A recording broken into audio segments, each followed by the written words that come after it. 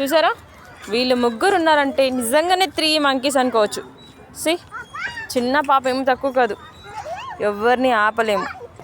అయితే ఎగురుతున్నాడు, దూకుతున్నాడు, ఎక్కుతున్నాడు, ఏమేమో చేస్తున్నాడు కన్నయ్య. సి నిజంగానే 3 monkeys. హాయ్, ఏం చేస్తున్నావు అమ్మా? సరే, ఆమె కూడా ఎంజాయ్ చేస్తుంది. ఏమంటున్నాయి అవి? టైసా? ఓకే. కన్ను కూడా ట్రై చేసినావు ఎక్కడానికి? కష్టమమ్మా, ఎక్కేస్తావా? నైస్. అగా చిట్టమ్మ వచ్చేసింది. చిట్టమ్మ చెప్పానా ముగ్గురు ఒకటి దగ్గర ఉంటారని? వీళ్ళు 3 monkeys. ఇంకొకరు కూడా జాయిన్ అయ్యారు, ఈమె కూడా.